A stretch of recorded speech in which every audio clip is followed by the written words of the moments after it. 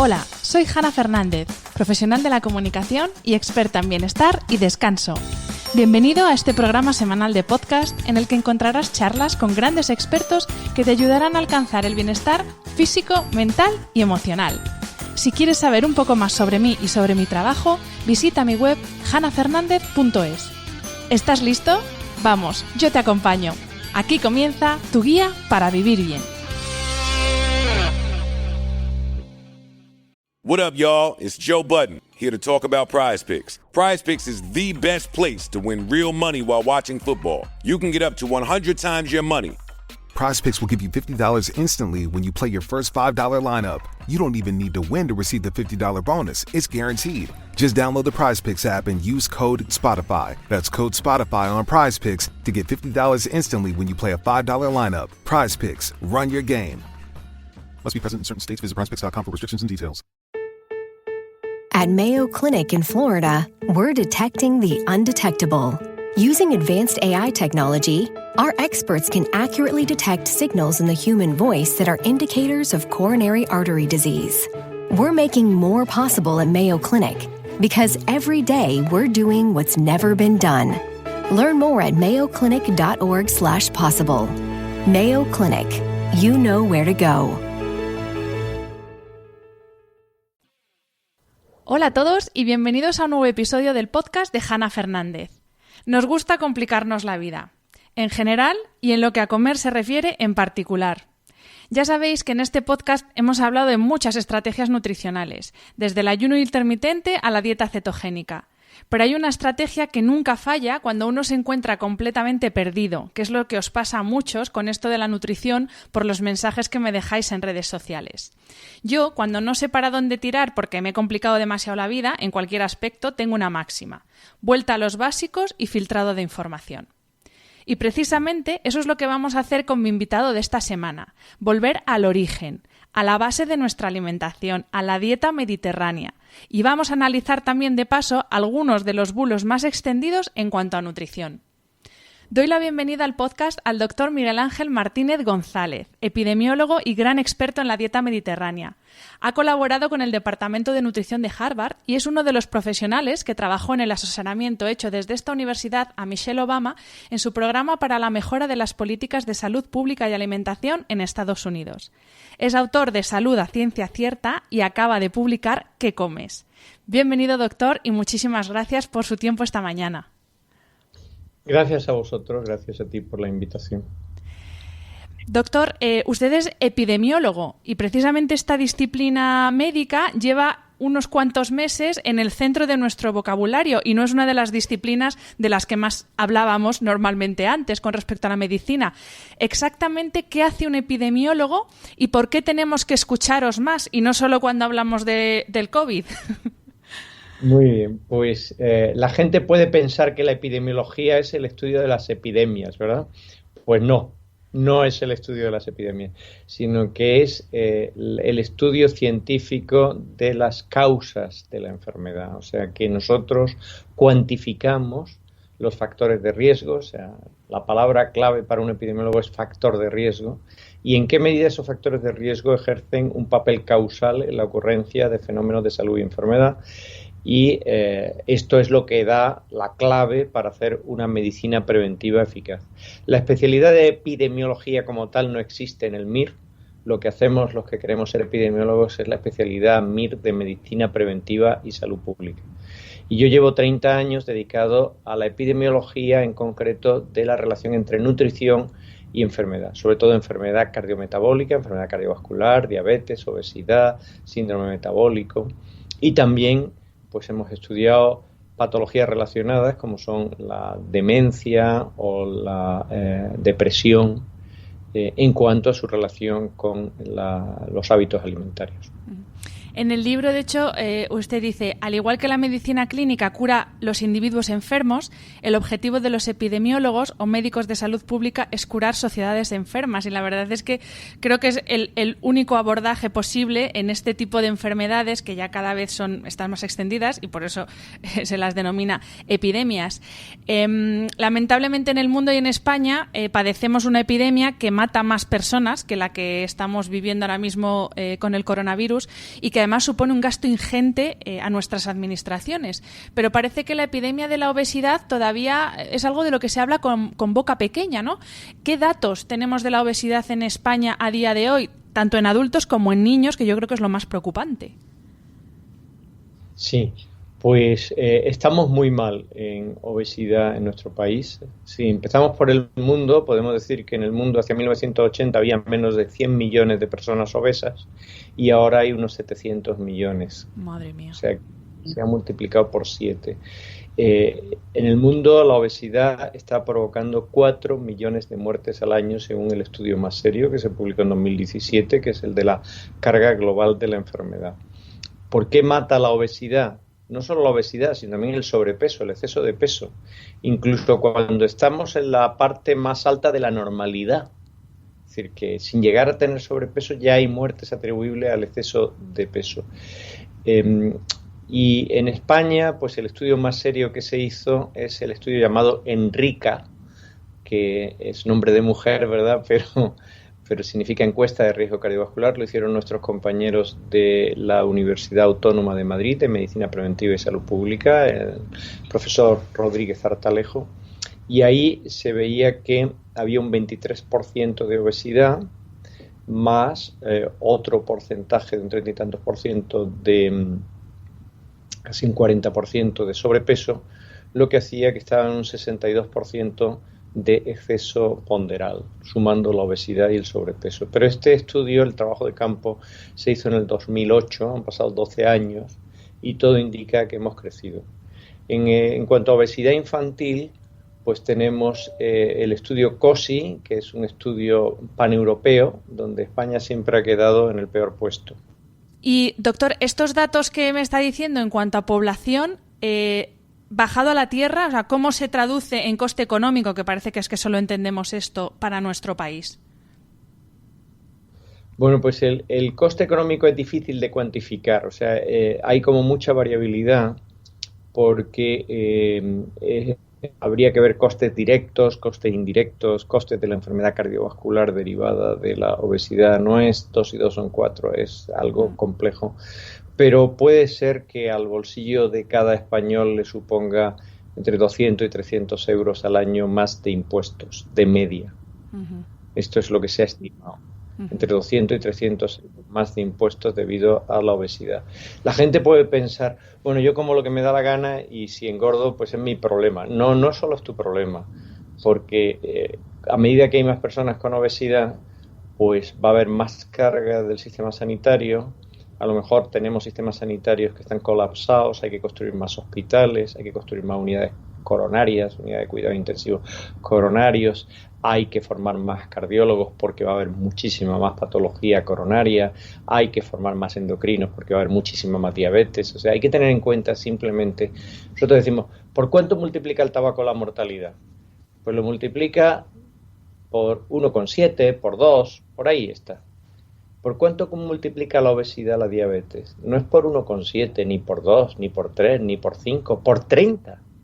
Por 30 la diabetes tipo 2. Entonces, tener más obesidad se multiplica por 30 el riesgo de desarrollar diabetes. Entonces, claro, la diabetes es una cosa muy seria. La diabetes es la principal causa de ceguera en países desarrollados, la principal causa de amputaciones no traumáticas, la principal causa de insuficiencia renal.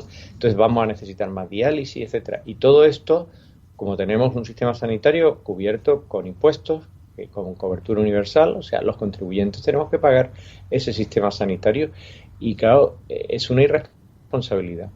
Y lógicamente la pandemia por la COVID-19 pues llama mucho la atención, estamos todos realmente consternados de una situación dramática, terrible, especialmente en nuestro país, que es de los más castigados por esta pandemia. Pero todo esto nos pasa porque lo hemos visto en un abrir y cerrar de ojos. Sin embargo, la obesidad se ha cocinado a fuego lento. Empieza hacia los finales de los 80, va aumentando en los 90, hacia el año 2000 sigue creciendo. Y claro, ahora mismo en Estados Unidos el 42% de la población norteamericana adulta tenga obesidad y que el 10% de las mujeres norteamericanas tengan obesidad mórbida, que es ya un índice de masa corporal superior a 40 y que además requieren cirugía bariátrica, y el 7% de los varones tengan obesidad mórbida, esto no hay sistema sanitario que lo aguante, que necesiten estas personas cirugía bariátrica y que estén en obesidad mórbida. El español cuando va a Estados Unidos de pronto se queda consternado, de pronto dice, bueno, ¿qué tamaño de obesidad estoy viendo aquí, ¿no? Porque esto es muy visible, porque es un choque abrupto. Sin embargo, cuando va poco a poco, que es lo que le ha pasado a la población norteamericana, que cada vez va viendo que la gente pues tiene, y esto no tiene precedente, o sea, nunca ha crecido tanto el índice de masa corporal de la humanidad como ahora, y ahí se juntan pues dos factores que hay que afrontar y que afrontamos en el libro que comes. Uno es una cultura de base absolutamente permisiva desde la infancia. A los niños se les premia dándoles chucherías que el 60% de su peso es azúcar. A los niños se les celebra el cumpleaños en una hamburguesería y se les da el patrón de comida americana que ya vemos dónde ha llevado a América, ¿no? Entonces hay como mucho permisivismo, como mucho hiperconsumismo, mucho hedonismo en todo esto, que es la gratificación inmediata, todo al alcance de un clic, y también la comida, lo que me apetece en cada momento, sin pensar en consecuencias a largo plazo. Y sobre esa base, que hace muy vulnerable a las personas, hay ciertos sectores, esto insisto mucho, quiero puntualizarlo muy claro, son solo ciertos sectores que venden comida basura de la industria alimentaria. Esos sectores de la industria alimentaria pues han aprovechado la situación para desarrollar toda una serie de artimañas, de tácticas que han hecho que caigamos en un sobreconsumo. Entonces está desarrollar alimentos que enganchan, que están cargadísimos de azúcar, triplicar en 50 años el contenido de azúcar de nuestra alimentación. Se ha triplicado porque el azúcar barato vende, engancha a la gente. Hacer lobby político para que no se les impongan regulaciones, para que no haya quien entienda las etiquetas, que se escriban en letras microscópicas, que además en un papel que es transparente. La gente hace fotos con el móvil a la etiqueta y luego amplía la foto para poder enterarse. Entonces, si la amplían, está en chino, o sea, no está en un lenguaje inteligible. Habría que poner una etiqueta frontal con colores, como se hizo en Chile, o tipo Nutri-Score, como se ha hecho en Francia, pero adaptada a nuestra realidad, para que la gente se enterase, pero no, hacer lobby. Y si se va a poner eso, que parece que se va a poner en el 2021, será voluntario para la industria. ¿Por qué? Porque Bruselas lo dice. ¿Y por qué lo dice Bruselas? Porque ahí está, ¿no? Poderoso caballero don dinero. O sea, los de salud pública somos los pobres de la película. Después se compra científicos. Hay unos pocos, científicos. Yo hablo sobre todo de Estados Unidos, no estoy hablando de España. Pero en Estados Unidos ha habido escándalos muy fuertes.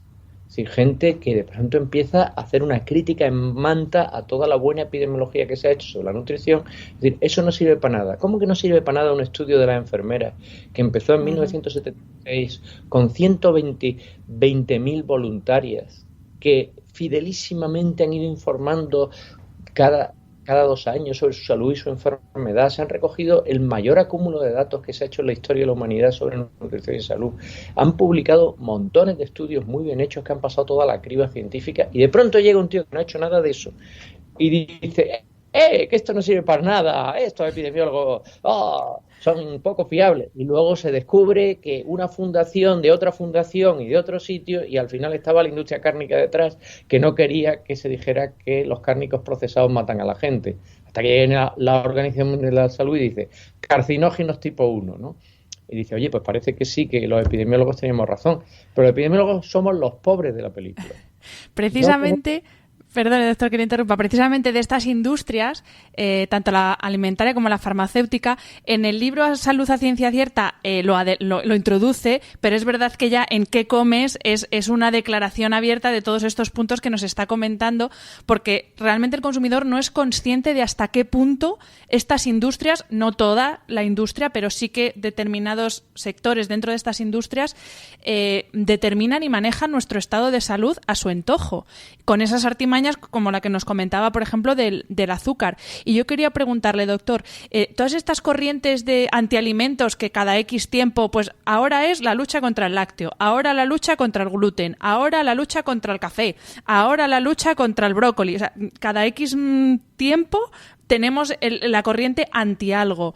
Todas estas corrientes, que además es lo que confunde al consumidor, porque uno ya no sabe qué comer, porque vayas a comer lo que vayas a comer, alguien ha dicho que es malo. ¿Todas estas corrientes son fruto de estos intereses de las industrias? Bueno, ahí hay un poco de todo, ¿no? Es decir, que yo creo que en ningún terreno de la medicina hay tanta pseudociencia y tanto mito y tanto bulo como en la relación entre alimentación y salud. Y esta es una de las motivaciones para escribir este libro junto con Marisol Guisasola, que es una espléndida divulgadora en todos los temas y una periodista de referencia en todos los temas de nutrición y salud. Porque hacía falta una fuente científicamente rigurosa, amena, asequible al gran público, amigable de leer, que informe sobre todo esto, ¿no? Entonces, efectivamente, ¿por qué hay ese confusionismo? Pues parte es porque hay gente que tiene sus creencias alimentarias o le funciona bien una determinada dieta para hacer adelgazar a la gente en 3 semanas, 4 semanas, pero no hace lo que hacemos los epidemiólogos, que son esos estudios de 50.000 personas, 20.000 personas seguidas a largo plazo, y ver no solo si adelgazan, sino cómo influye eso en su riesgo de enfermedad cardiovascular, en su riesgo de cáncer. Hay que tener mucha paciencia para esperarse 20 años. Desde luego. El estudio de seguimiento Universidad de Navarra, que es en el que está implicado más tiempo, lo empezamos en el año 99. Tenemos 23.000 voluntarios, todos graduados universitarios de muchas universidades españolas, que fidelísimamente nos van informando con continuidad sobre su dieta y su salud. Hemos hecho unas 250 publicaciones científicas, muchas de ellas sobre nutrición y salud, muchas sobre las ventajas de la dieta mediterránea en el estudio SUN. Entonces, claro, todo esto da una respuesta que es el mejor antídoto frente a la pseudociencia, la epidemiología. Y esto es lo que defendemos en el libro. Es muy distinto quien hace estudios, que no hace estudios, dice, tengo la experiencia de que he adelgazado gente quitándole esto, quitándole lo otro, o la dieta de la pechuga y la lechuga, o lo que sea, ¿no? Es decir, hay dietas para todos los gustos, ¿no? Entonces dice, bueno, pero es que tú has podido ver a tantos pacientes a lo largo de tu vida, unos te han vuelto, otros no te han vuelto a la consulta, no tienes un seguimiento exhaustivo, no tienes una metodología epidemiológica, no has hecho seguimiento a largo plazo, no has publicado esto pasando por el rigor del peer review de una revista de alto nivel, etcétera, ¿no? Pero todo esto se siente con derecho a decir las cosas porque cuanto más lo digan, más populares se hacen y ahora tenemos las redes sociales, etcétera. Todo esto es una fuente de distorsión. Otra fuente de distorsión es lo que se llama la agnogénesis. Está acuñado este libro por unos profesores de Harvard en un libro reciente de salud pública. ¿Qué es agnogénesis? Intencionalmente generar agnosticismo, duda, escepticismo, confusión. Y decir, no sirve para nada lo que se ha dicho, y un día digo una cosa y otra, y conseguir que toda la población tenga la percepción de que estos tíos de nutrición no se aclaran. Un día dicen una cosa, al día siguiente lo contrario. Y esta percepción la tiene toda la población. Y este es el terreno abonado para que luego vengan con sus intereses comerciales y te digan, sí, da igual, pasa de todo, si esto no es una ciencia. Por eso yo al primer libro le puse a ciencia cierta, porque llevamos 40 años diciendo, coma más fruta y más verdura. Nunca se ha dicho que el brócoli sea malo. Y si alguien lo ha dicho, está profundamente equivocado, ¿vale? Es decir, el café se ha demonizado. Sí, se ha demonizado porque se habían hecho estudios muy malos a corto plazo, pero a corto plazo de horas, que sube la frecuencia cardíaca, la cafeína, por supuesto, a corto plazo. Sube la tensión arterial a corto plazo. Ahora, cuando haces estudios a 10 años, ves que reduce el riesgo de hipertensión más que aumentarlo. Y que consumir café, no cafeína en bebidas energéticas de estas, que eso tiene muchísima química y no se lo recomiendo a nadie, aunque patrocinen las mejores carreras o los mejores eventos. Sí, es que luego hay estas paradojas, ¿no?, de la vida, de esas asociaciones deporte con... Sí.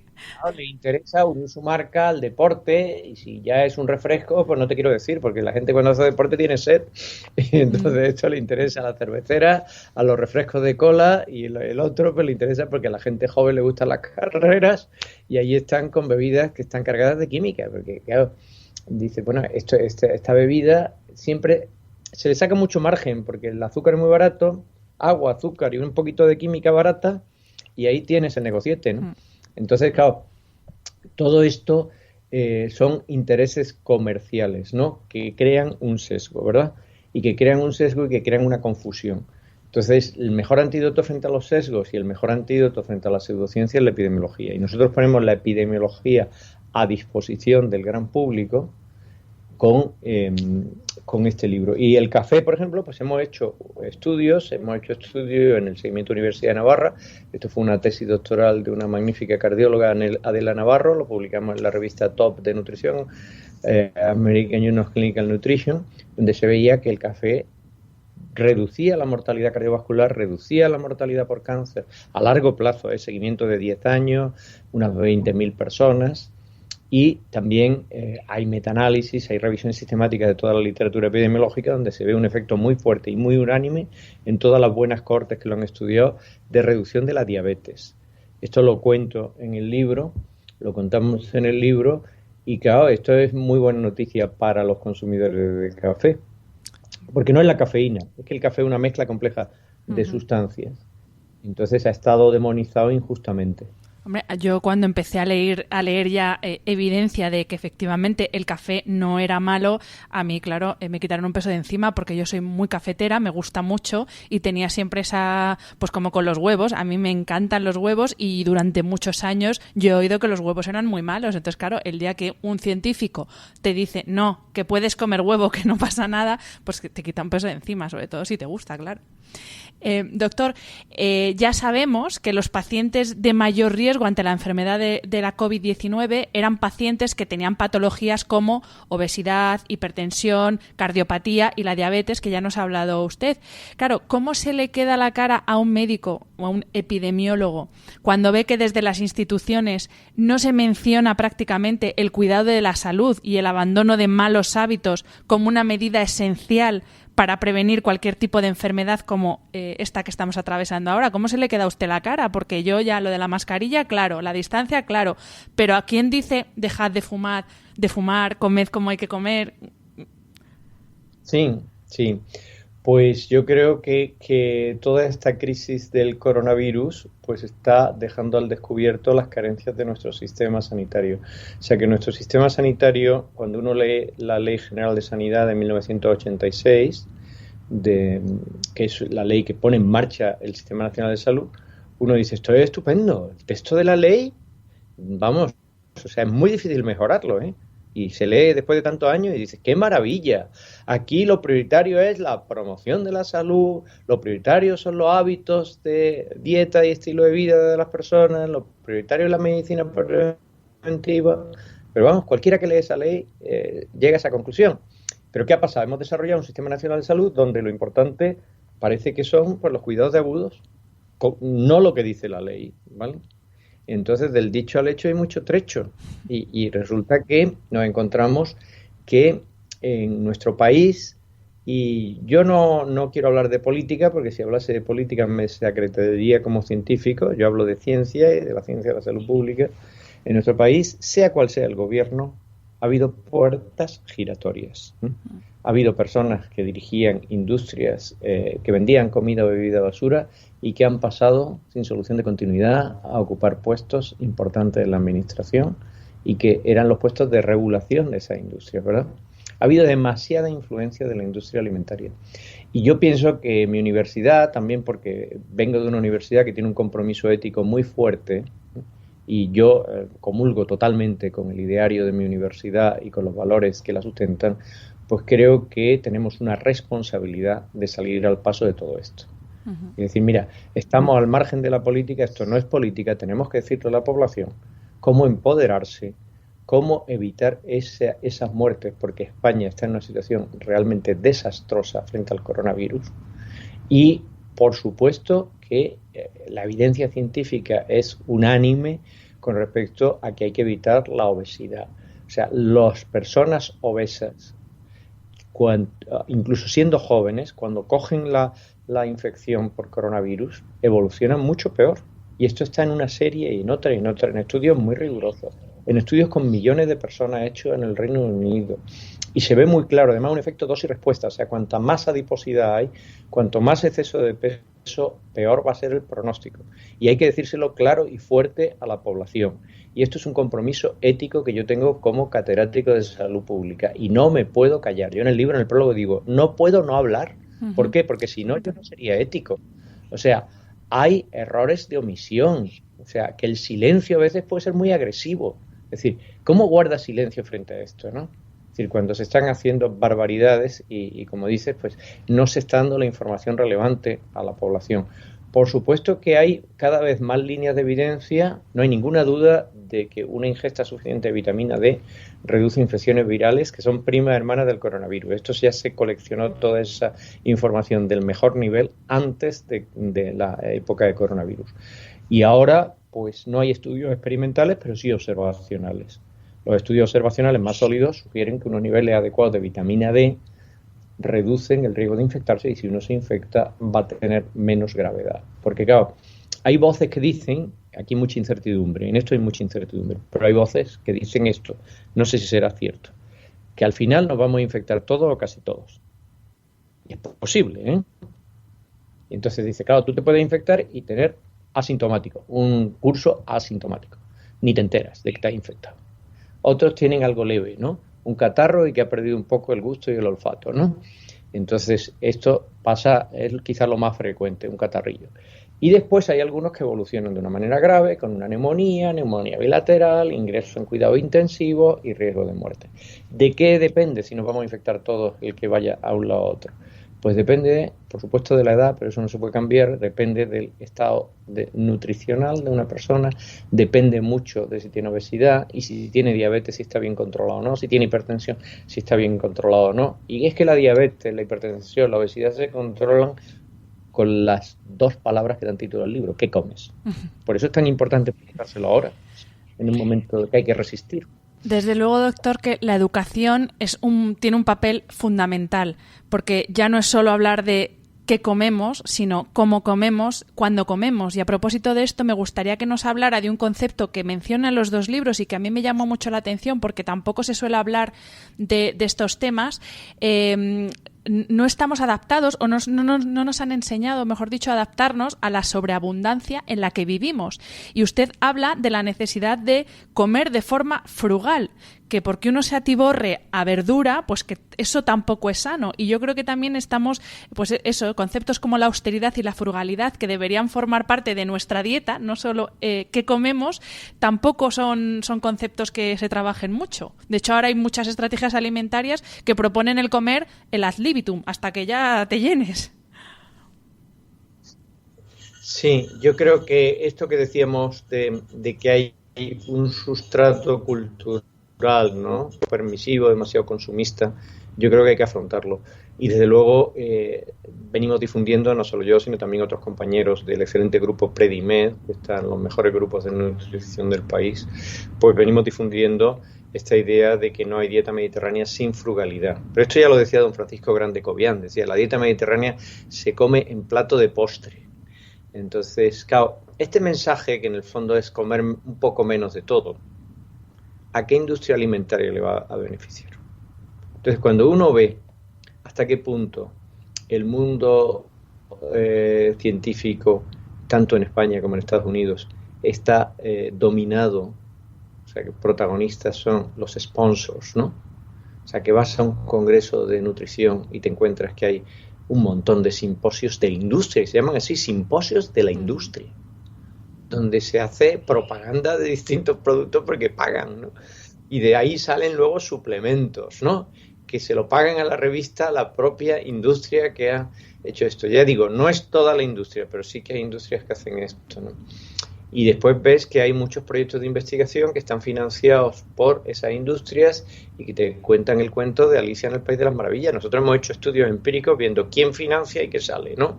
Y entonces dices, pues quien paga manda, ¿no? Y entonces ves que dices, hombre, esto no es serio, ¿no? Si nosotros tenemos en el Departamento de Medicina Preventiva de la Universidad de Navarra muchos proyectos de investigación, algunos financiados con más de 1 millón de euros por el gobierno americano, por la Unión Europea o por el Instituto de Salud Carlos III, ¿no? Sobre todo los del gobierno americano son unos proyectos muy difíciles de conseguir, muy competitivos, porque hay que competir con los norteamericanos, pero claro, son financiación pública. Entonces esto nos deja mucha libertad para poder hablar libremente y en interés de la población, interés de la salud pública, no un interés comercial. Entonces ese interés comercial está tintando todo, porque claro, si tú mañana quieres organizar un congreso y dices coma menos de todo, pues no le hacen mucha gracia a los productores de todo, de cualquier cosa.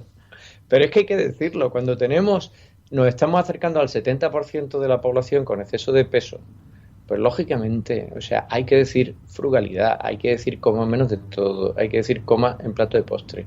El gusto de la dieta mediterránea no está en los hartazgos, no está en el empacho, está en que las cosas estén en su punto, bien preparadas, ¿no? En que estén bien alineadas, en que la ensalada sea creativa y sea realmente mediterránea. O sea, es que esto está muy bueno, pero no es el inmenso chuletón, no es la inmensa barbacoa que la gente se pone en Estados Unidos y repite la barbacoa y aquello no se acaba nunca, ¿no? O es la pizza, que es un gran dispositivo de liberación rápida de queso y sal y harinas refinadas, ¿no? Y donde la gente se toma una macro pizza y que aquello tiene una cantidad de calorías impresionante, ¿no? O las hamburguesas de una hamburguesería, ¿no? Es cierto, doctor, que realmente la dieta mediterránea auténtica está bastante desvirtuada, porque claro, o sea, pues por ejemplo, la pizza, usted lo dice en el libro, la pizza, por muy italiana que sea, no es un plato esencial de la dieta mediterránea. Así que me gustaría que volviéramos un poco a la base, al origen, como decía en la introducción, y nos explique cómo es una dieta mediterránea auténtica, que además año tras año, cuando se hacen estos rankings de las mejores dietas de todas las que existen en el mundo, siempre está la primera.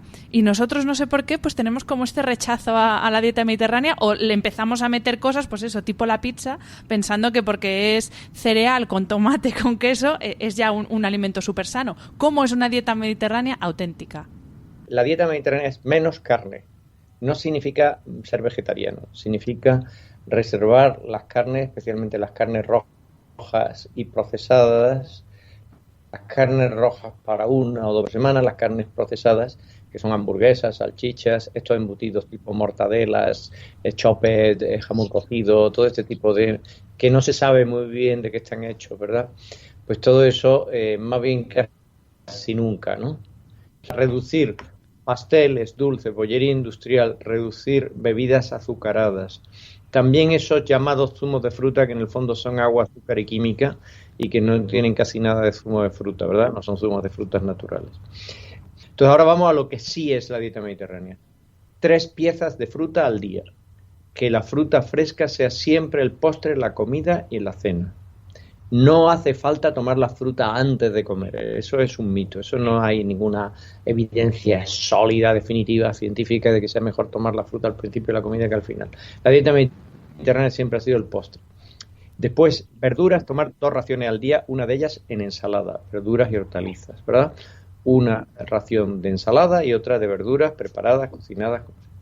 Después, consumir pescado, y todos los productos del mar entran en el concepto pescado, 3 veces por semana por lo menos. O sea, que sea una dieta rica en pescado. También rica en legumbres, que se tomen legumbres. Esto es lo más difícil. Cuando hacemos estudios de intervención, lo que más nos cuesta es que la gente tome legumbres, o sea, lentejas, garbanzos, alubias, esos platos clásicos de la abuela, pues 3 veces por semana por lo menos. Tomar sofrito con frecuencia, por lo menos 2 veces por semana. Tomar frutos secos, 3 raciones a la semana, cada ración de unos 30 gramos, ¿no? Y consumir aceite de oliva virgen extra para todos los usos culinarios, también para freír, virgen extra. La gente dice, es que es más caro. Dice, tampoco es para tanto. O sea, estamos hablando de un consumo de unas 4 cucharadas soperas al día, o sea, que esto es lo que recomendábamos en Predimed. Después sustituir las carnes rojas y procesadas por carne blanca, que es la carne de ave o de conejo. Y después pues reducir todos esos postres dulces, de helados, de pasteles, etcétera. Y esto sería, bueno, el vaso de vino en las comidas, esto es lo que podía ser más conflictivo. El vaso de vino en las comidas yo no se lo recomendaría a nadie menor de 45 años ni a nadie que no haya bebido nunca. Pero a partir de los 45 o 50 años, sobre todo si se tiene algún riesgo cardiovascular, siempre con la condición de que es gente que consume ya alcohol, pues la mejor forma de consumir alcohol es un vaso de vino tinto en las comidas, nunca fuera de las comidas, porque es distinto el efecto del alcohol cuando se mezcla con los alimentos, que irrita mucho más todo el tubo digestivo si va solo que si va con comida. Y además el vino tinto tiene más polifenoles que otro tipo de bebidas alcohólicas. Y además tiene que ser no pasarse y no concentrarlo en el fin de semana tipo botellón. O sea, el patrón de consumo de alcohol mediterráneo ya digo, en personas mayores de 45 o 50 años, sí que demuestra mayores beneficios que ser abstemio. Esto es así, esto lo encontramos una vez y otra en los mejores estudios epidemiológicos. Sin embargo, en la gente joven esto no hace ningún beneficio, porque las principales causas de mortalidad en la gente joven en nuestro país, desgraciadamente, son los suicidios, los accidentes de tráfico, el cáncer de mama en la mujer. Y para todo eso, el consumo de alcohol debe ser cero, porque incluso poco consumo de alcohol ya aumenta el riesgo de depresión y suicidio, de accidentes de tráfico, de cáncer de mama. Por lo tanto, aquí hay que segmentar el mensaje y no dar el mismo mensaje a todo el mundo.